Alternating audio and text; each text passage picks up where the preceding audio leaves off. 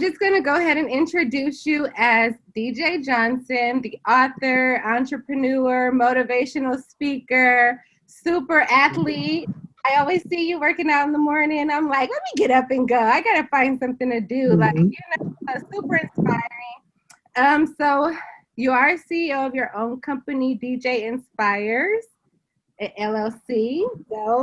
So let's go ahead and discuss your achievements and your works and what it is that you guys do. Well, you do personally. Yeah, I will have a team. You better speak that over my life. I appreciate that. But yes, my name is DJ Johnson, and I wear a lot of hats. I was just telling someone the other day that you can sum me up in two parts. I am a sports person, and then I am a counselor. And so in the sports kind of world, that's my bachelor's degree in movement and sports science from the University of Laverne, and then that is my master's in coaching and athletic administration, which I got immediately after graduated with my bachelor's.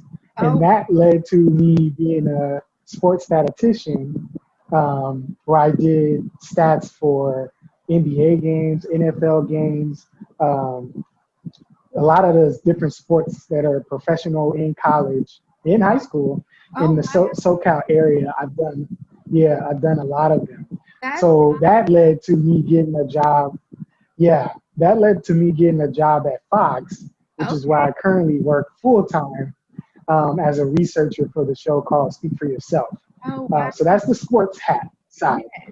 So the counseling, motivational speaking, parent advocate side is my counseling side, which is my second master's degree, which is in education school counseling.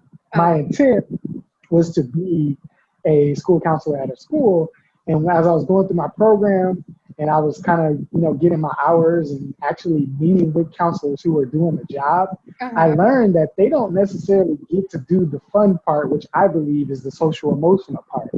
It's really the necessary part, especially when you talk about the students, what they're dealing with and going with. So I was like, I'm not feeling that. I don't want to be working on schedules or be stuck in my office doing stuff that's not fun where I can help students, And so my nonprofit really kind of inspired me when I worked there. My last job at Reach Out in Upland, California.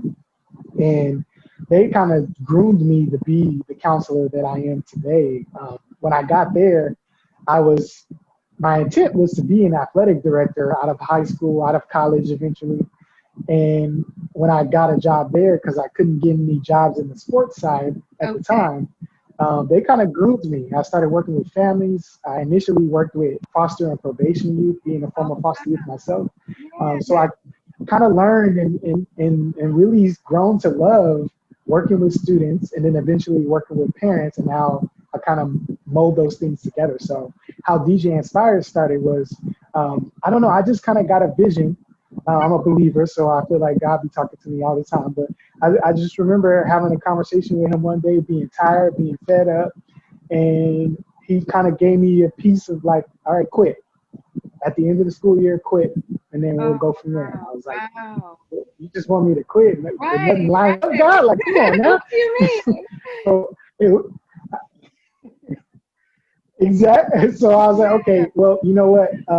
I trust you, so I'm gonna do it. And so I had decided at the end of this was in the fall. So at the end of the school year, which would be in the spring, I decided that I was gonna go and I, let my superiors know and everything. We get to the end of the fall, beginning of the spring, and we find out that the program that I'm working under at the nonprofit is gonna be disbanded after the school year. Like, had no idea that this was gonna because they lost funding. Yeah. So I not only did I kind of God foresee that for me already, but he was kind of like, see, this is why I told you that you need to leave, right? So what that ended up doing, exactly. So that encouraged me to start thinking about, okay, what do I want to do? I've got my counseling degree that's coming up. I don't want to be a traditional counselor. How can I utilize this to my fullest advantage? And so that's how DJ Inspires came about, of me pretty much offering my services to schools as a contractor to come in, provide that counseling service, whether it be an individual counseling with students, whether it be Oh, group wow. counseling, assemblies, work, Oh, wow. staff trainings, whatever you need. I would come in and do those things. So DJ Inspire is now in year 3, thank God. Um, Wow.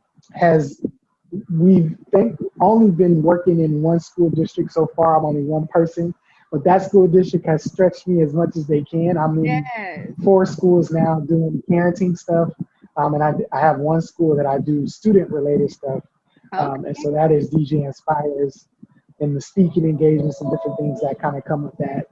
Those are the 2 hats that I wear currently in my life. Oh, that's awesome. Well, you are very much so a testimony, a motivational person. Oh, And no I doubt. mean, I found you personally on Instagram, and just, like following you, you can get motivated just by, something that you write or something that you say while you're working out, like just keep going, it's so inspiring. So I feel like you chose the right career, and I think that you're doing an amazing thing. One thing that you always, you motivate a ton of people, but explain why it's crucial for people to know how to combat lack of motivation or drive. It's so easy for someone to feel unencouraged or unmotivated one day, when especially if you're creative or you have a task, one day you feel like doing it and then one day maybe you don't. So how do you find it in yourself to just not only motivate others, but to self-motivate yourself to keep going? Yeah, I think for those who are watching this interview, if you walk down memory lane for me for a moment and think about all the bad things that ever happened in your life, and think about where you currently are. Even if you're in a bad moment now, like Right. think about in the past, like how many things that you went through in life and how you are able to overcome that, how you've been able to overcome that. So one of the things I've learned in life is that trouble don't last always, right? Like you're going through these different things for a season. And I know what I have done, what I have messed up on is when I'm in it, it feels like forever. When Right. I'm in it, it feels like, oh my gosh, am I ever going to get through this trials and tribulations? Am I ever going to get through this heartbreak? Yeah. Whatever it is, like in the moment, it feels intense. It feels a lot on you. But I think if you kind of put into your mindset that this won't last, and it absolutely won't last if you have the mindset of, I am going to get through this, because the past, the numbers, the facts say that I have gotten through some of the toughest things in my life. So I think, especially for me, having had the traumatic childhood that I had and being where I am today, being the motivator, having a family that I even have, like I just consider myself super blessed. So I think now I'm able to be like, okay, you remember that one time Right. where you was struggling and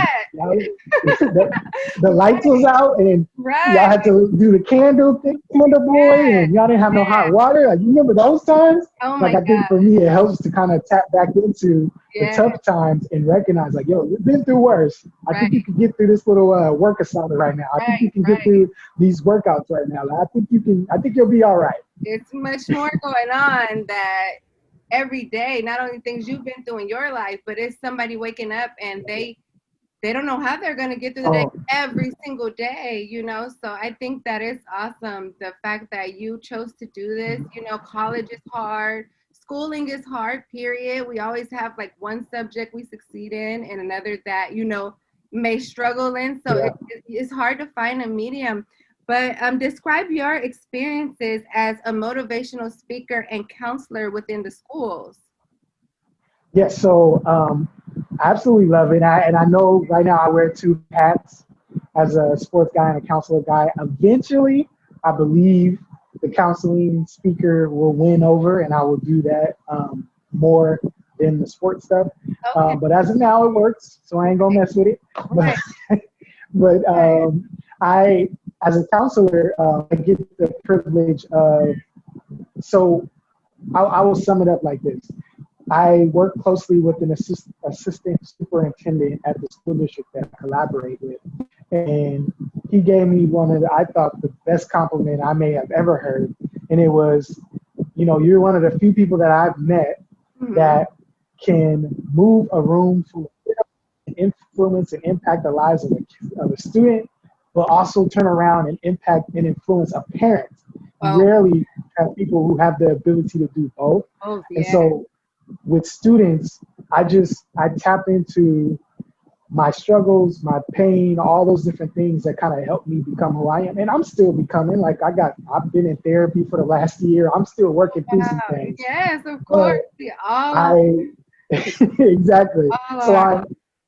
I'm really big on utilizing my experiences, using what I learned in my training to become a counselor, reading, doing the things to really help my students overcome their trials and tribulations, helping them So understand. Like, I awesome. know it looks rough right now. I know it's challenging right now, but you guys, it's okay. Like, we'll work through it. I'll help you. Let's do this. I want you to be Yes. successful. So that's the student side. With parents, I know you see my posts. I'm pretty tough on parents on IG for the most part. I just have this tough love kind of thing, and I tell people like it's me talking back to my parents when I was younger when I wasn't able to. Like Right. that's what my posts kind of operate as. But when I work with parents in workshops and groups, I'm very down to earth, very because I don't want them to get this idea that I'm trying to tell them how to parent. I'm really just here to help, to assist, to bridge the gap between them and their students because a lot of the times the older generation just seems they misunderstand the younger generation Oh, students and yeah. what their needs are and how to help them succeed. And so for me, it's just helping them kind of understand their students better, helping them understand how to connect with them better. Right. And for me, it's about helping that relationship grow. So that's kind of the extent of the counseling part. And then speaking is just sharing my life. Like Right. I've learned for the longest time, I don't even know how old, maybe until my 20s, not a lot of people knew what I went through. Not a lot of people knew my story. I always feel like it's mine. I don't need to feel like I need to tell anybody.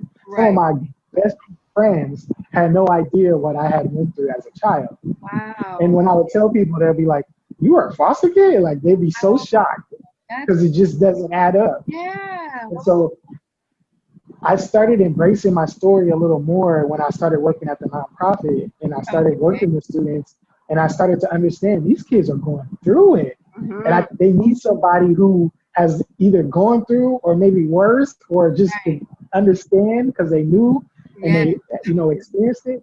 And I think that the more I work with students, the more I heard, the more I told my story to them, the more they Mm-hmm. responded to it in a positive light. I was like, oh, I gotta share this. Like, Keep this going. is no longer my story. This is a story for the world so students can be delivered, so students can have faith that they will get through their tough times. And so that's kind of how I operate as a speaker. I think that's awesome. And going through school, I remember I had a counselor who wasn't as inspiring and as motivational, and he just like get to class. So to have someone to be like caring, Yeah. talk to you, say this is what's going on, that's another level of excellence because kids really do need it. And I remember, as a mentor, it's so hard to get through to some of these kids until you start telling Yeah. them, I was in your shoes. I've been there before. I understand what you're going through because other than that, you don't know what they're thinking about you when they're looking at you and looking up to you, but you got to sometimes Yeah. lower it to their level and say, I understand, I've been there.